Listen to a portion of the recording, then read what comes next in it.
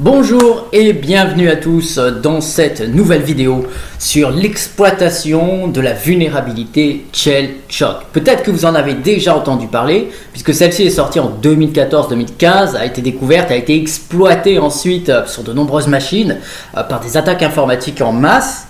Alors il y a eu plusieurs tentative de correction de cette vulnérabilité qui a été difficile à patcher finalement parce qu'elle remonte en fait aux années 90. Vous voyez, pour la petite anecdote. Donc on va voir ensemble parce que vous allez voir qu'il y a encore plusieurs milliers de machines actuellement, de serveurs et d'appareils vulnérables. Donc bienvenue. Donc on va voir déjà le sommaire de cette vidéo. Donc nous allons voir qu'est-ce que la vulnérabilité Shellshock, comment l'exploiter et comment s'en prémunir, bien sûr, parce que pour rappel, ici sur cette chaîne, la vocation première c'est de former des hackers éthiques. Éthique, ça veut dire des hackers qui vont être bienveillants envers les entreprises, bienveillants envers le monde entier.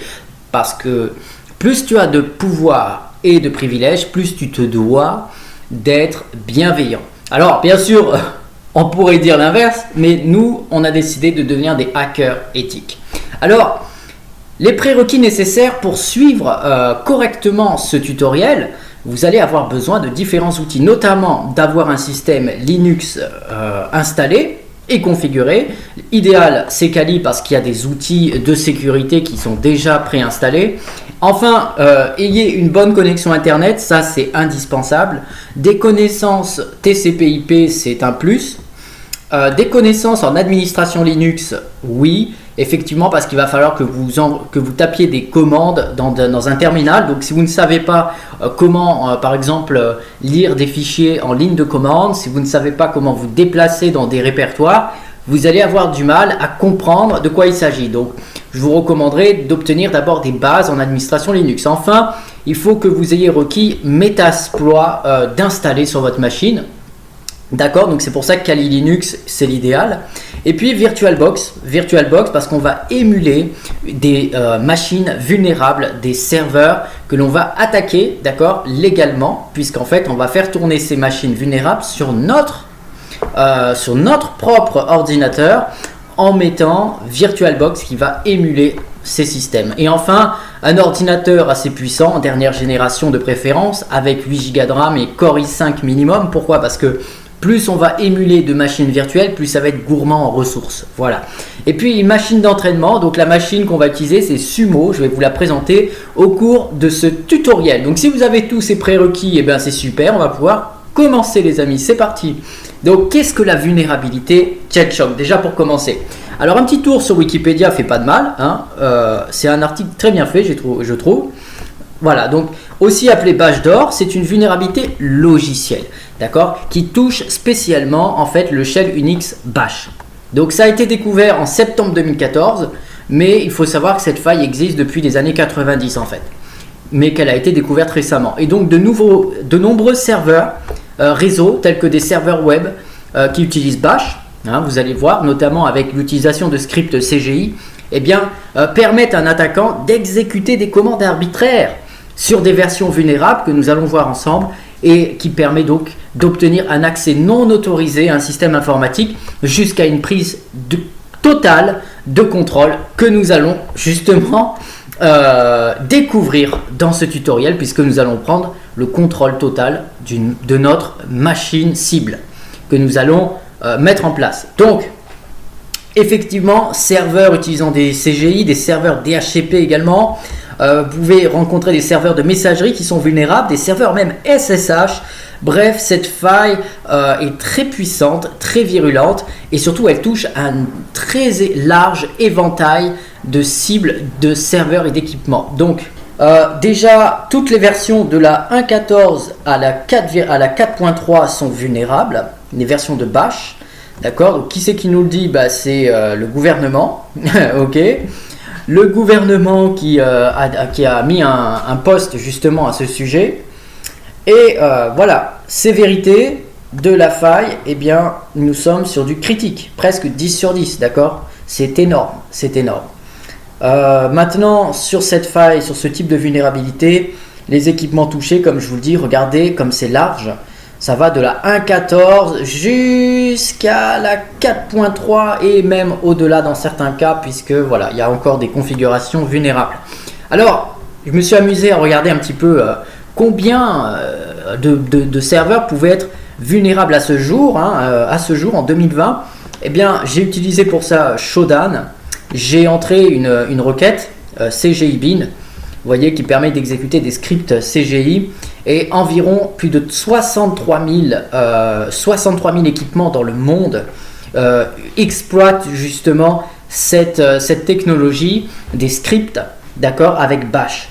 Donc potentiellement sur ces 63 000, eh bien, même s'il n'y en a que 10%, d'accord, sur ces 63 000 qui sont vulnérables, eh bien, ça fait quand même plus de 6 000 équipements vulnérables à travers le monde qui sont potentiellement piratables avec cette technique, mes amis. Donc attention, ensuite on verra par la suite comment se protéger, se prémunir contre cette attaque. D'accord? Donc, alors comment faire maintenant pour exploiter cette vulnérabilité? Vous l'avez compris, au niveau de Bash. Donc Bash, c'est quoi? C'est l'interpréteur de commandes qui permet d'exécuter du code, en fait, des commandes sur un terminal. C'est l'interpréteur entre l'homme et la machine. Comment exploiter cette faille? Donc déjà, je ne suis en rien responsable de vos agissements, je tiens à le signaler. Mon cours a pour seule vocation de former des experts éthiques, et j'insiste dessus, qui contribueront à rendre la technologie plus sûre. Donc comment faire? Déjà, on va commencer par installer, préparer notre environnement de travail. Donc pour ça, vous allez avoir besoin de VirtualBox. Donc je vous ai mis un lien dans la description qui vous ramène vers cette ressource que j'ai créée, donc ce PDF, qui à l'intérieur, vous trouverez tous les liens pour récupérer les ressources nécessaires ainsi que les commandes qu'on va utiliser et que je vais vous présenter maintenant. Donc voilà, donc vous installez VirtualBox sur Kali Linux, vous allez voir, c'est très simple. Ensuite, vous téléchargez et configurez la machine d'entraînement Sumo. Vous allez obtenir comme ça un zip que vous allez dézipper, décompresser, et vous obtiendrez une image OVA que vous ouvrirez dans VirtualBox. Donc ça donne ça au final. Voilà, avec VirtualBox. Vous avez votre machine Sumo qui a été configurée automatiquement et vous suffit ensuite de la démarrer. Donc on la démarre, c'est parti.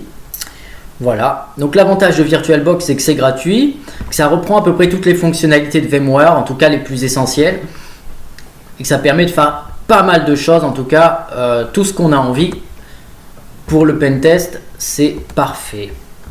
Alors, une fois que c'est fait, donc la première étape bien sûr, ça va être comme à chaque fois qu'on veut faire un test d'intrusion, il faut d'abord premièrement identifier des vulnérabilités.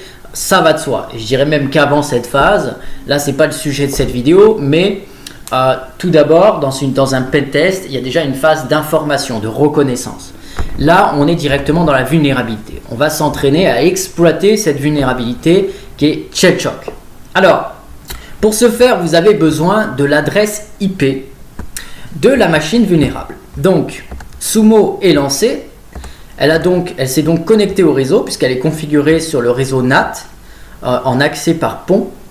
Donc maintenant, on va pouvoir récupérer son adresse IP avec Kali Linux. Il y a un outil déjà installé qui s'appelle NetDiscover, d'accord? Donc on va utiliser NetDiscover pour identifier les machines présentes sur notre réseau local grâce à leur adresse ARP, d'accord? Donc adresse ARP, c'est tout ce qui concerne en fait leur adresse MAC et leur adresse IP sur notre réseau local. Donc pour ça, voilà la commande. Donc si vous êtes connecté en Wi-Fi, c'est WLAN 0. Si vous êtes connecté directement par câble Ethernet, eh bien c'est Ether 0, d'accord?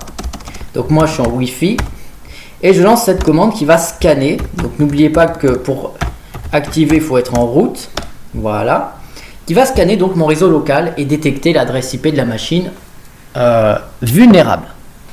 Donc là, une première adresse IP qui est celle de mon routeur, .1, et enfin 184 avec PCS système technique qui correspondrait en fait à notre machine virtuelle. Donc on stoppe le scan avec CTRL-C.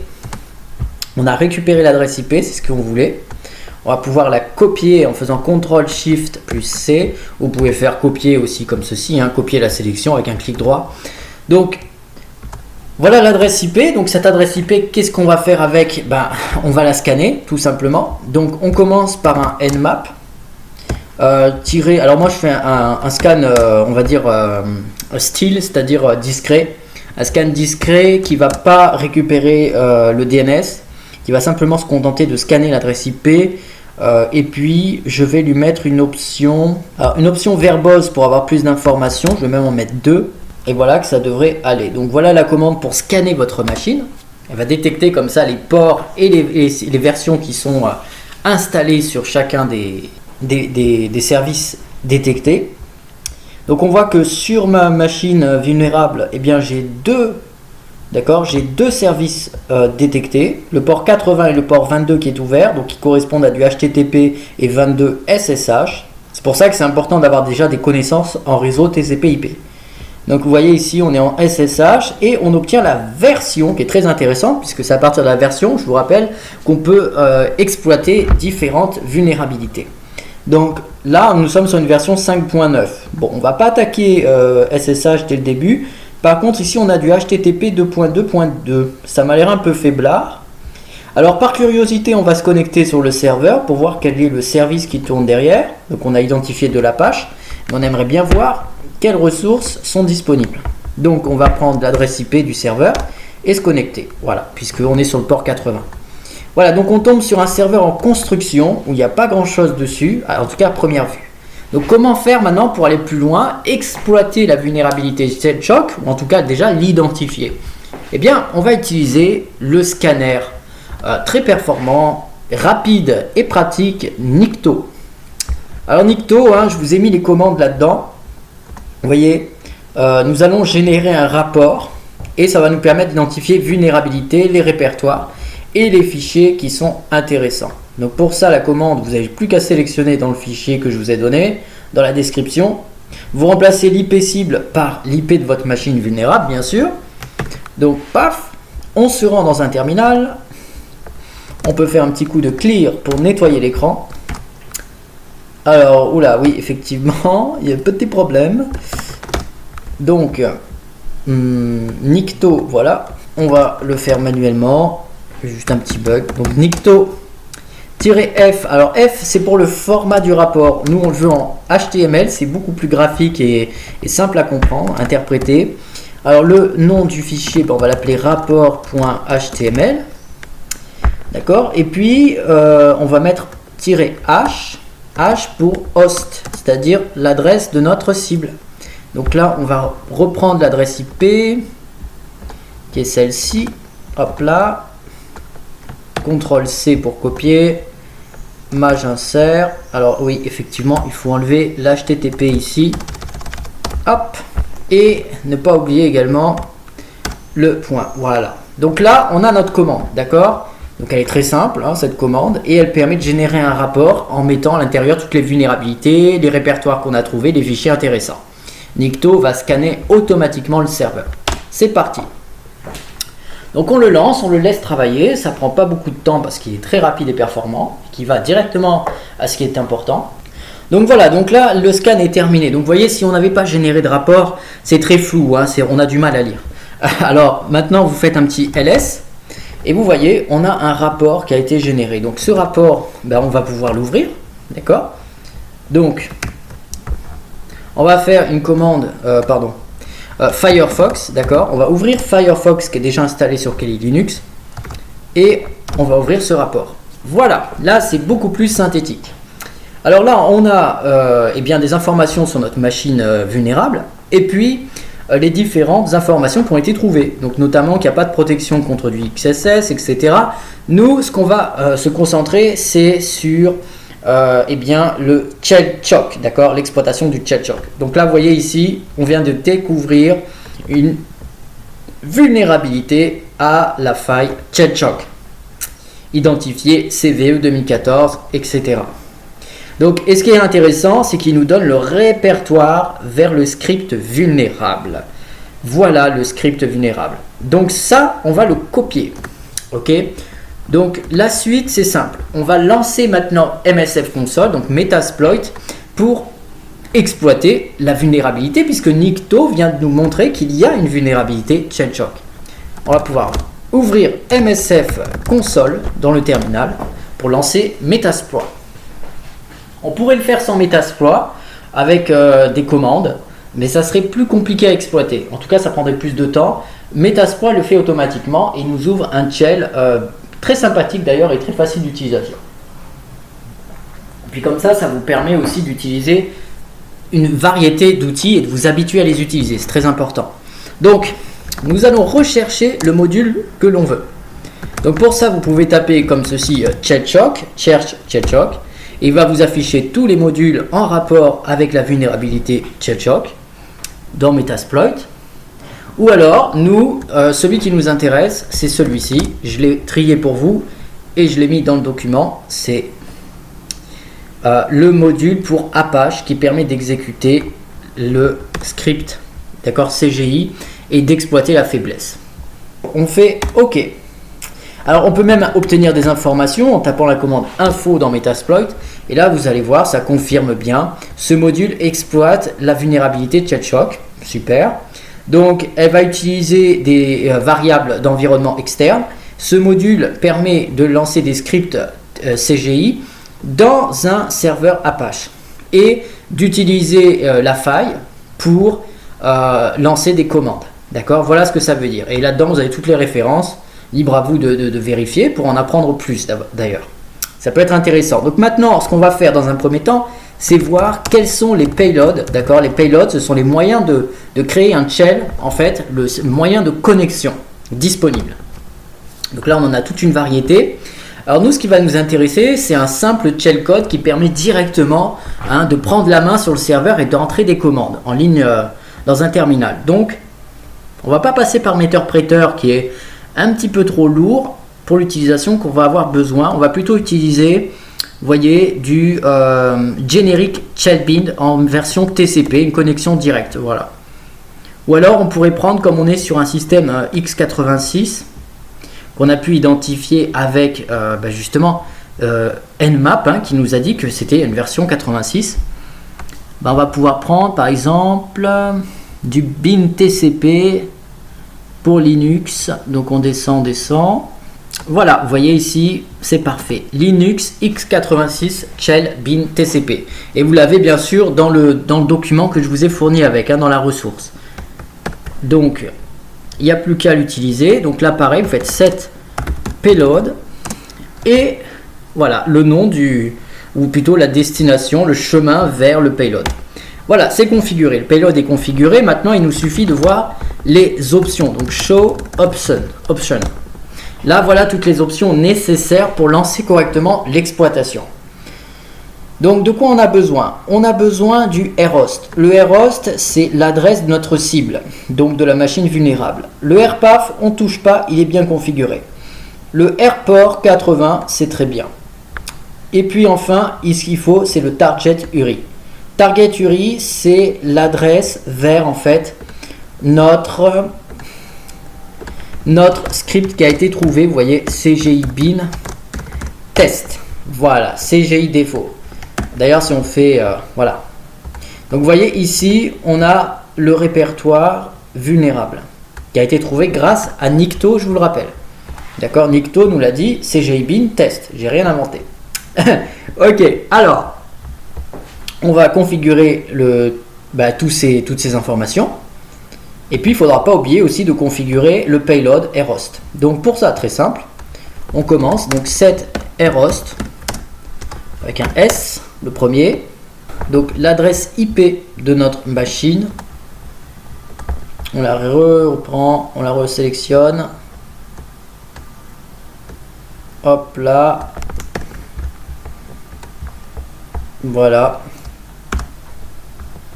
Ah oui, parfois ils sont chiants, ils prêtent les HTTPS. Voilà. Donc ça c'est fait. Ensuite set rhost. Tiens, tant qu'on y est, on va faire le payload aussi. Pareil, on met la même adresse. Donc ça, je vais pouvoir la reprendre maintenant qu'elle est propre. Faire un copier-coller. Hop, hop, hop. Voilà. Le rhost est configuré. Et enfin, le set target URI. D'accord, le lien vers le répertoire vulnérable. Donc CGI bin. Tac, on va faire un copier. Voilà, copie et coller en faisant, oui, on peut faire comme ça aussi, coller le presse-papier. Voilà. Donc là, c'est correctement configuré. Maintenant, il ne reste plus qu'à faire un petit exploit. Alors attendez, je vais faire un truc clair. Voilà. Exploit. Comme ça, on lance l'exploit. Voilà. Félicitations. Command Shell session ouverte. Ça y est. Là, vous avez la main sur le serveur. Alors, quelle est la prochaine étape? La prochaine étape, on l'a vu ensemble. Connaître notre situation sur la machine. Quel privilège avons-nous? Donc, première commande qu'on peut taper, par exemple, c'est la commande whoami. Whoami permet d'identifier sous quel nom d'utilisateur on a enregistré. Bon, là, on n'a pas énormément de privilèges parce qu'on est dans data. Data, c'est un privilège assez faible. D'ailleurs, si vous tapez ID, vous voyez ID 33, bon, c'est faible. Hein, on n'est pas dans le, on n'a pas énormément de contrôle sur la machine. Il va falloir passer root pour contrôler l'ensemble de la machine totalement et accéder au répertoire où il y a des configurations beaucoup plus importantes qui permettent de compromettre plus en profondeur la machine, le serveur et voir le réseau auquel cette machine est connectée. Donc pour ça, c'est très simple. Déjà, on va identifier dans quel répertoire on est situé. Donc pour ça, la commande pwd. Donc c'est pour ça qu'il faut connaître aussi les commandes. En tout cas, quelques-unes, les plus essentielles. Donc là, voilà, nous sommes dans le répertoire CGI bin. Alors, nous, ce qu'il va falloir trouver maintenant, c'est identifier une faiblesse dans ce système. Vous voyez, je vous le dis ici, hein, une faiblesse dans le système pour passer route. Donc, comment on fait? On utilise la commande uname a, par exemple. Hein. On aurait pu également utiliser FSB relays qui permet de connaître la version du système. Mais uname répond très bien à ce critère. Voilà. Donc, il vous dit clairement sur quel système vous êtes. Donc là, on est sur du Ubuntu 3.2.0 23 générique. Donc nous, c'est ça qui va nous intéresser, c'est la version du kernel. Et on voit qu'on est sous un système 64. Voilà, ça confirme ce que Nmap nous avait retourné sur la machine. Donc maintenant, on va pouvoir copier ces informations et faire une recherche sur Google, tout simplement, en tapant le mot-clé github.com. Alors GitHub, tout simplement GitHub, et le nom de la version. Et on peut rajouter aussi ici exploit. Voilà. Pourquoi GitHub? Je vous explique. GitHub, en fait, c'est une bibliothèque qui va recenser des fichiers sources. Donc, que ça soit des exploits, ça peut être très intéressant pour nous en tant que hacker de récupérer des informations comme des exploits en ligne. Regardez par exemple ici un exemple concret. Là, on a un exploit qui correspondrait à ce que nous avons besoin. Il suffit de cliquer dessus. On accède à toute une liste de fichiers, de dossiers, d'accord, publiquement accessibles. Et nous, on va choisir celle qui nous intéresse. Donc, je vous facilite un peu la vie. Celui que vous devez choisir, c'est celui-là. Pourquoi? Parce qu'il correspond à notre version, 3.02.23 générique 64 bits. Donc perf, on le prend. C'est cette version-là que vous devez prendre. Et là, on va prendre la version 64.c. Vous cliquez dessus, sur le fichier. Vous y avez accès. Et maintenant, vous allez cliquer sur Raw. Raw permet d'avoir la version texte du fichier. Ce qu'il va falloir faire maintenant, c'est récupérer ce fichier, ce programme en fait, puisque c'est du langage C, je vous le rappelle. On va télécharger ça sur la machine vulnérable avec un script et on va l'exécuter afin de devenir root. Alors comment on fait? C'est très simple. On va dans un premier temps copier le lien. Maintenant que nous avons un accès sur la machine, je vous le rappelle, d'accord? Donc il va falloir se positionner dans le répertoire où on va pouvoir écrire, à savoir, on peut faire un ls-n pour savoir dans quel répertoire on peut écrire. En général, le dossier temp TMP, celui-ci, est toujours avec les droits les plus importants. Vous voyez, là, il y a tous les droits. Pourquoi? Tout simplement pour que les sites web puissent stocker leurs informations, écrire leurs cookies, par exemple. Eh bien, il faut qu'il y ait une autorisation plus élevée. Donc, le dossier temp est parfait pour télécharger notre exploit sur la machine vulnérable et l'exécuter. Donc, pour ça, on se rend dans le dossier temp, cd temp. On fait un petit pwd pour confirmer, on est bien dedans. Maintenant, on va eh bien, télécharger l'exploit. Donc pour ça, on va utiliser wget. wget qui est par défaut présent dans quasiment tous les serveurs hein, pour télécharger des fichiers, mettre à jour des configurations. Wget, vous le retrouvez très couramment. Donc même dans d'autres situations, vous pouvez télécharger comme ça des backdoors, des exploits facilement. Donc wget et puis le lien vers notre fichier. Donc pour ça, alors voilà, on récupère le lien. Écoutez, je vais essayer de prendre comme ça parce qu'il y a un peu de mal à coller. Voilà. Vous voyez, et là c'est notre fichier que nous allons récupérer. On fait entrer pour valider la commande. Et voilà, le téléchargement a été fait sur le serveur. Pour vérifier, on fait un petit ls. Voilà, on voit bien le fichier a été téléchargé. Maintenant, il va falloir l'exécuter. Donc c'est un fichier C. Donc un programme en langage C, on utilise un compilateur qui s'appelle GCC par défaut. Alors les commandes, vous voyez dans le script, eh bien le programmeur qui a développé cet exploit a mis des informations en commentaire, notamment comment l'utiliser. Et ça c'est intéressant. Donc nous ce qu'il nous faut c'est ça, c'est utiliser le compilateur GCC, le nom du programme, l'option O2, 02, O2, -O et le programme. Et au final, on obtient un exécutable. Cet exécutable, il suffit de l'utiliser avec l'option 0 qui correspond en fait à la version de notre système vulnérable que l'on veut exploiter. Donc on va le faire ensemble. Donc on peut même recopier la commande, mais là, ce n'est pas les mêmes noms de fichiers. Donc on va le faire manuellement. Donc GCC, perf, comment il s'appelle le fichier? Voilà, suivant64.c.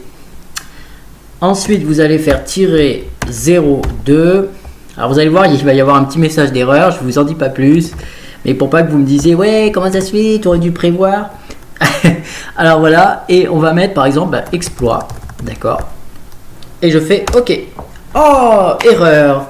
Alors, erreur trying to access CC1. Qu'est-ce que ça veut dire ça? Alors ça, vous savez, vous pouvez vous arracher les cheveux si vous y comprenez rien. Mais en fait, c'est très simple.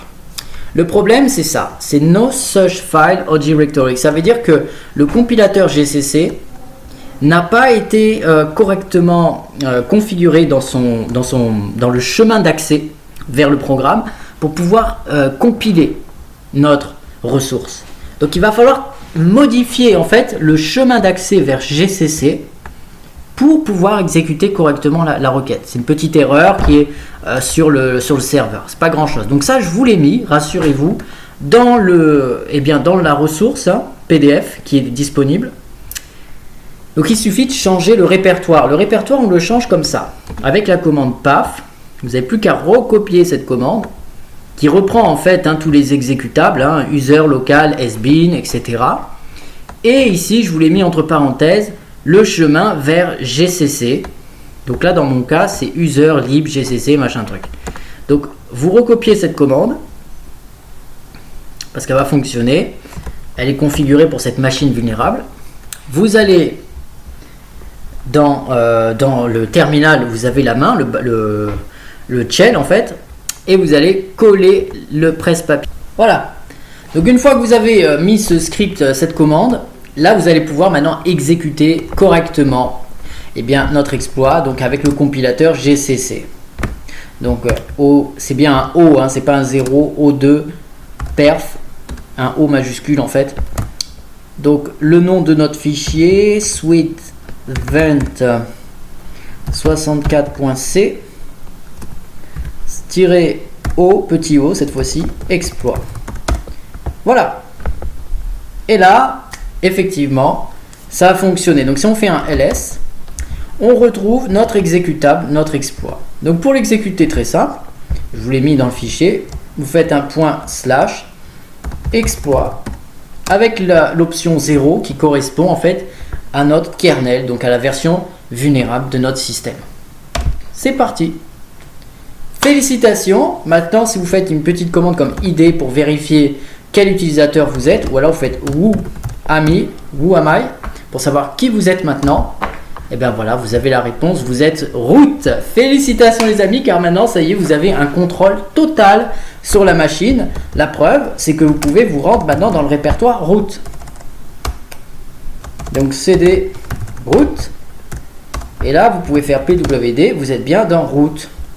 LS. Et là, vous avez accès maintenant au flag qui permet de valider le challenge pour vérifier que vous avez bien réussi votre exploitation. Donc, vous faites la commande cat root.txt et vous avez accès au flag, au drapeau, c'est-à-dire à la phrase secrète qui permet de valider votre challenge. Félicitations les amis, vous voyez, c'est simple. Vous venez d'exploiter la faille Shellshock pour vous infiltrer dans une machine, pour passer maître de la machine en devenant root. Et donc, vous avez suivi toutes les étapes pour une infiltration réussie. Alors bien sûr, si nous étions dans une condition réelle, il aurait fallu voir comment effacer ces traces après une intrusion. On aurait pu mettre également en place, cette fois-ci, avec metteur-prêteur, une post-exploitation, c'est-à-dire utiliser cette machine comme pivot pour accéder plus en profondeur au réseau de la victime. Maintenant, pour des raisons de sécurité et puis aussi pour des raisons de temps, nous n'allons pas voir cette partie-là. Nous la verrons dans d'autres modules, dans d'autres vidéos qui arrivent par la suite très prochainement sur cette chaîne YouTube. Donc surtout, restez abonnés. Si ce n'est pas fait, abonnez-vous. Mettez un like pour que cette vidéo soit vue par le plus de gens possible. Et puis si vous avez aimé, mettez un like. Partagez-la. Et voyez maintenant donc comment faire pour se sécuriser, pour se protéger face à ce type de faille, de vulnérabilité. C'est toujours pareil, hein. Vous avez vu, cette vulnérabilité concerne certaines versions, notamment un large éventail, je vous l'accorde, mais à partir de la version 4.3, il se trouve que la faille devient beaucoup moins efficace, voire est patchée. Donc, moi, ce que je vous conseille de faire, après ça n'engage que moi, mais mettez à jour, dans tous les cas, mettez à jour constamment vos serveurs, leur version, les logiciels installés. Ça coûte rien, c'est gratuit sur Linux, ok. Mettez à jour tout ça en permanence. Vous pouvez automatiser les mises à jour avec un script. Ça vous demande pas plus de temps et ça vous permet de rester protégé quasiment dans toutes les situations. Bon, il y a toujours 20% de risque, hein, puisque le risque zéro n'existe pas, mais un lameur ou un newbie ou la plupart des gens qui attaquent les ordinateurs ne pourront pas s'introduire si vous avez mis à jour vos serveurs, leur version et les logiciels installés. Donc pensez bien à mettre à jour votre système. Et puis, par précaution, vous pouvez aussi désactiver l'exécution de commandes à distance type CGI, de script, parce que ça donne trop de privilèges à un utilisateur. En plus, ce sont des gens que vous ne connaissez pas. Imaginons un attaquant vient d'Internet, eh bien, il va utiliser votre script pour utiliser, on a vu, l'exécution de commandes à son propre profit. Alors bien sûr, voilà, donc vous avez accès à ce cours en illimité, vous pouvez le télécharger, vous retrouverez ainsi toutes les commandes nécessaires pour vous entraîner et pour aller plus loin. Félicitations à vous, je vous souhaite une bonne continuation et je vous retrouve dans le prochain tutoriel. Ciao, ciao.